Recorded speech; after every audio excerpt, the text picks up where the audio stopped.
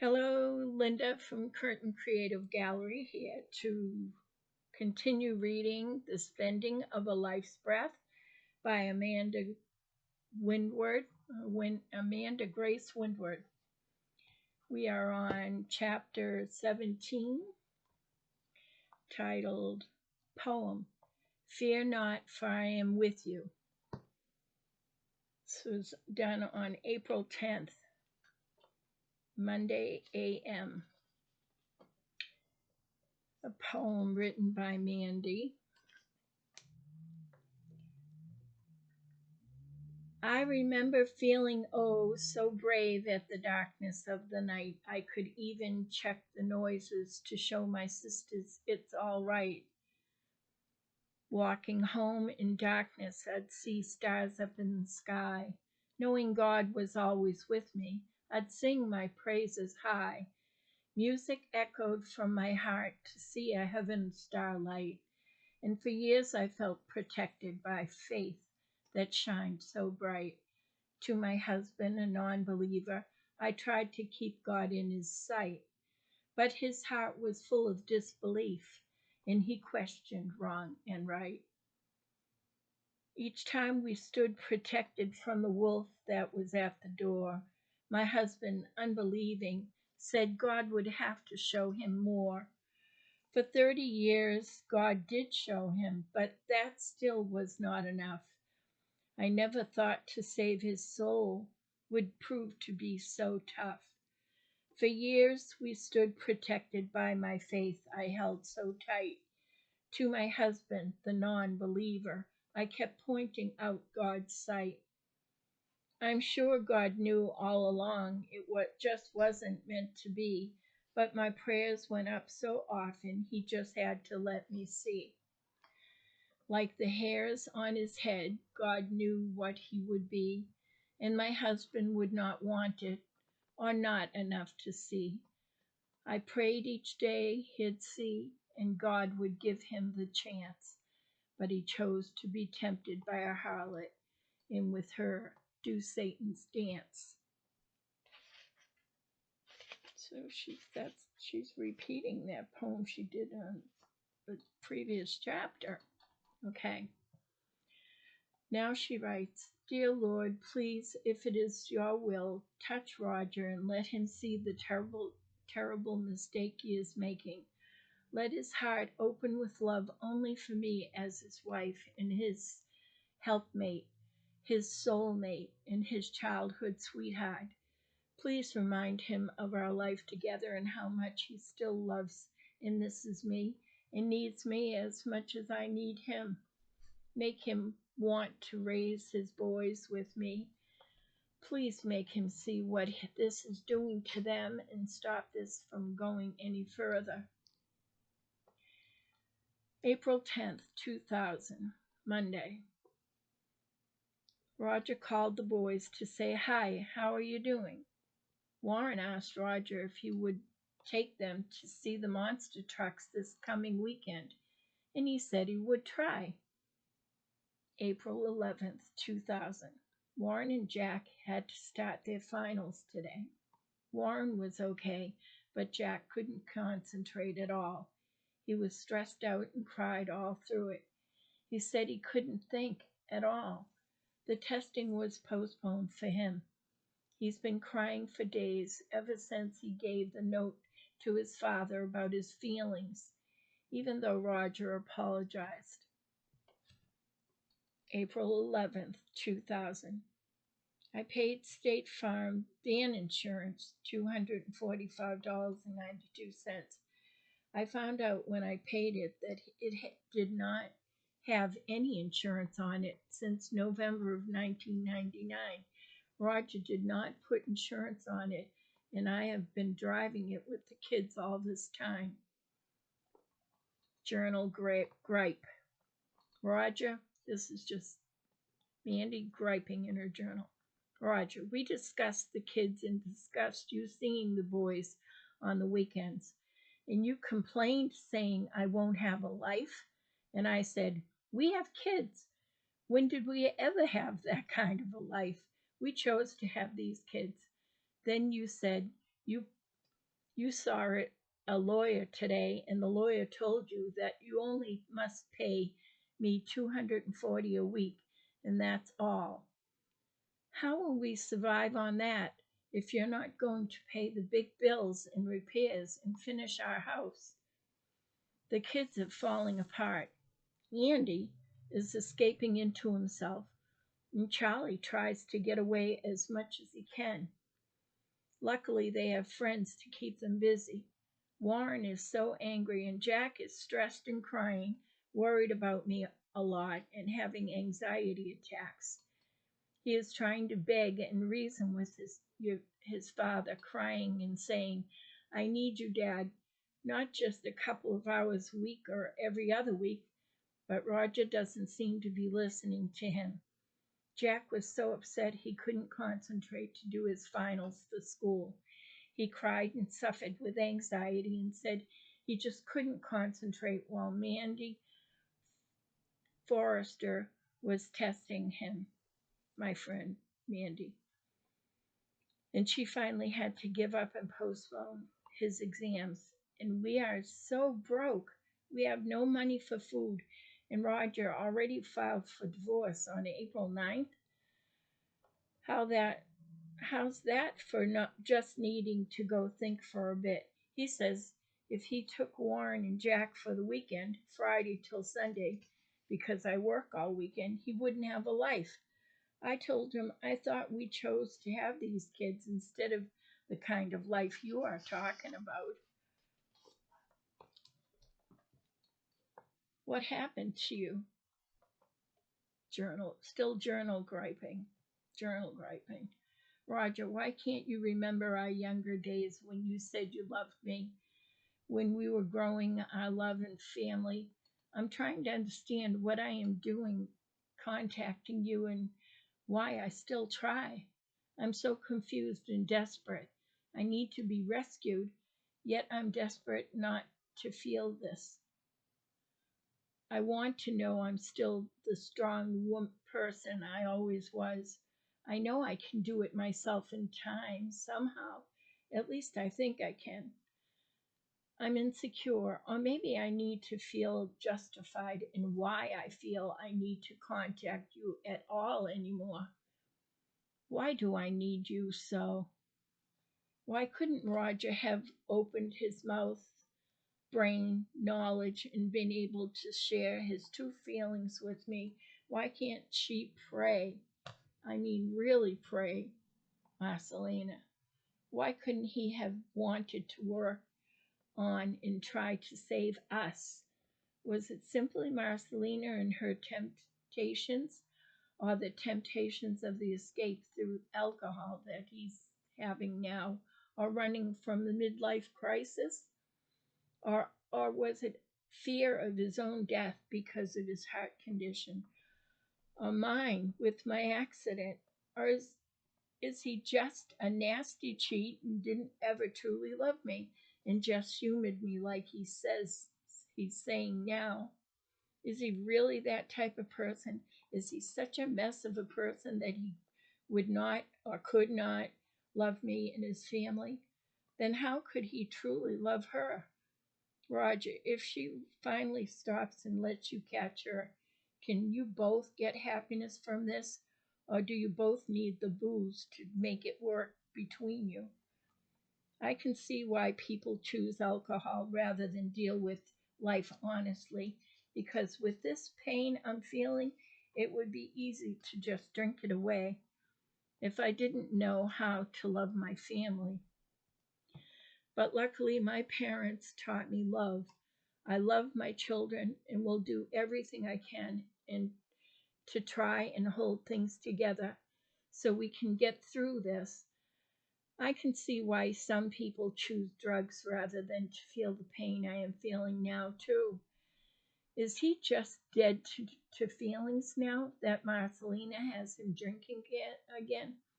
Or does he truly not love me anymore? If he ever had loved me, is it too late? Or do we have a chance?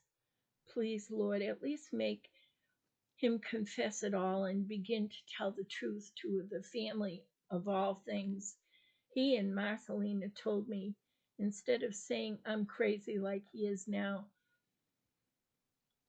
they are a couple. If he truly has been having a full-blown out affair with her, is she playing him? Or are they just playing me? And they have been preparing this for a while. This is so wrong. This is so unfair. This hurts more than I can stand. It feels like it will never stop hurting. I can see why some people choose suicide over dealing with such pain and hopelessness. It's unrelenting. Was I really meant to be abandoned like this at 51 years of age, with all these children, left to watch the world around us fall, feeling so alone? No hand to hold through this tough time, no shoulder to cry upon, no one to talk to, or at least no one to say, "Don't worry, it will be all right." Do I really have to share my children with someone who could do this to them and to me? Please save me, Lord. Please save my husband. Please save my children. Is it too late, or do we still have a chance somewhere, somehow? Please at least make him confess the truth of it to our adult children instead of turning this around on me like they have been making me out to be crazy and the reason he left, lying about what they both confessed to me, that they were together, pretending to them that their family, that they are just friends and not together at all, and saying they would never said that to me. They're lying. My children have always respected me and trusted me. And now, between my accident and trouble with my concussion and my emotions, and Roger hiding the truth about why he is leaving from the children and saying he left because I'm crazy and lying about all that he and Marcelina told me about, because I was trying to tell the children they said this, they were together, told me about wanting a relationship, and Roger saying he is leaving because he wanted a life. This has pulled the foundations out from under our family, and it's costing me the respect and trust of my children. I've lost more than is bearable. April 12th, 2000. When I was in the dentist, Warren and Jack waited for me. They wanted to keep Roger to say, excuse me, they wanted to beat Roger, his beeper, to say hello while they were waiting for me because of my broken teeth from the accident. I said they could. When I came out, they said Roger was pleased that they called, but they got upset when he took this opportunity to ask Warren if he could bring Marcelina with them to see the monster trucks on the weekend. This upset Warren, so he said, "I don't know." He was afraid to tell him they didn't want Marcelina to go with them. When we got home, Warren pushed Jack to call Roger and tell him they didn't want Marcelina to go. Jack called him and said, "Dad, can't we make this a guy thing? Marcelina probably wouldn't like to see trucks anyway." But Roger said, "Actually, Marcelina does like seeing monster trucks." And Jack said, "We'd still rather it was just you and us." Roger said, "Okay." Roger has only been gone 16 days. He has already filed for divorce and wants Marcelina to be with him when he visits the boys. Nope, nothing going on here. They're not a couple. What a jerk. April 13th, 2000, Thursday. Roger has the tickets for the monster trucks to take the boys. I went to the doctor's today. Last week, she gave me a prescription for an anti-anxiety medication. The anxiety almost cripples me and is making it difficult to work and do even simple things like I feel I just can't stop the shiver shaking. She said it sounds like I have PTSD, post traumatic stress syndrome, due to the things that are happening in my life, like my accident, the house fire, Roger leaving me, us trying to build a house, and with my dad dying. She wanted to put me on an antidepressant too, but I said, no, I'm going through a real crisis. I have got to find my way through it, not cover it up.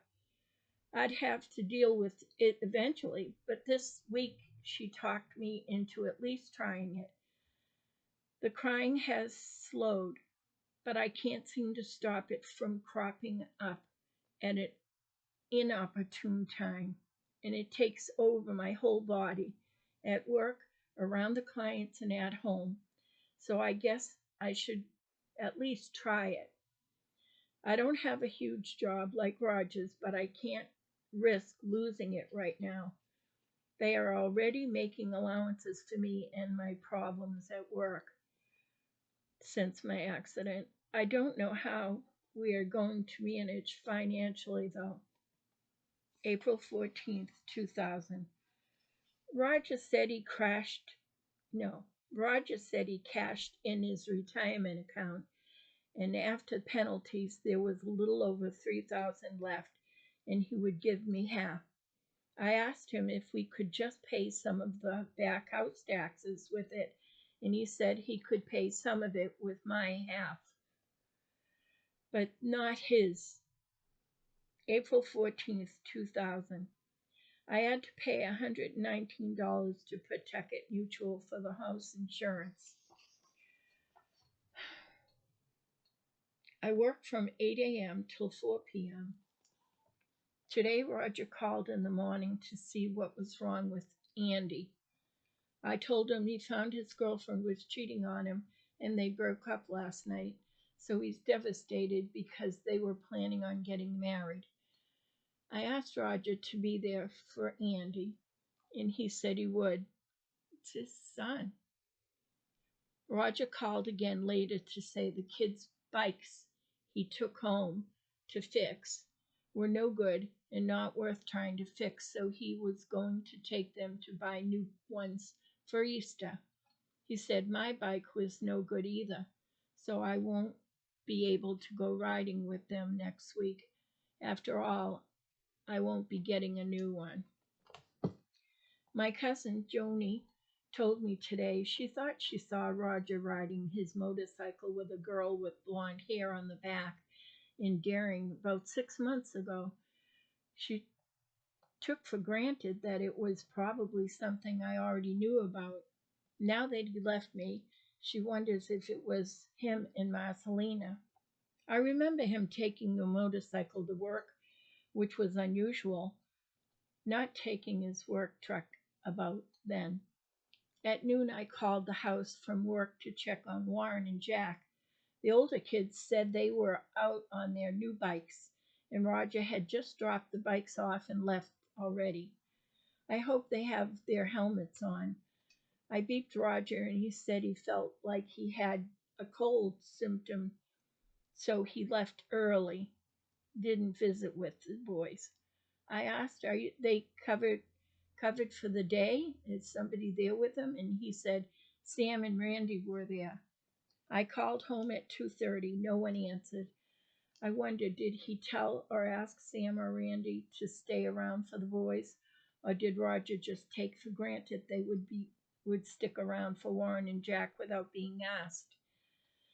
I hope the boys stay safe on their new bikes, and especially if there is no one around for them. I hope they are wearing their helmets.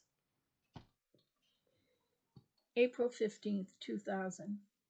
Sunday I was at home when Roger came, and I tried to discuss a friendly agreement with him, but he seemed very angry and he wouldn't look me in the eye. I tried to make him at ease, but he seemed curt and aggressive. Something was on his mind. Finally, he came out with it. He grouched, saying, I talked with your mother yesterday, and she said She feels this is a Marcelina thing. Then, angrier, he screamed, "This has nothing to do with Marcelina. You've made everyone think this is about me and Marcelina." And I said, "It is. You both told me it was. I think you've been working towards this relationship with Marcelina for at least 2 years now, probably before my accident. And Mom and a few of my sisters noticed the signs at our 4th of July cookout that she came to. They called attention to me about it a couple of times, but I was in denial and didn't want to believe their concerns. I believed I could always trust you. I told them it was just Marcelina being a flirt, and you might be flattered, but I could never believe you would get involved with another woman like that. But now I see you are, and I was wrong about you." So then Roger got so angry and grouched. You've made everyone believe it's a Marcelina thing, and it's not." And I calmly said, "Well, all our arguments were about Marcelina before you left, not about our kids like she keeps saying it was." He then got up to walk out, and we did a little grouching to each other, with a few snide remarks back and forth, as he demanded then for Warren and Jack to get in the truck. And then they drove off. I beeped Roger at 11:30 to check and see if the boys were okay after seeing us argue, and they were all at Marcelina's. I talked with the kids and they seemed okay. Roger got back on the phone and said, "Okay, I'll be the bad guy." And then I said, "You are." And we both hung up. That's the end of chapter 17.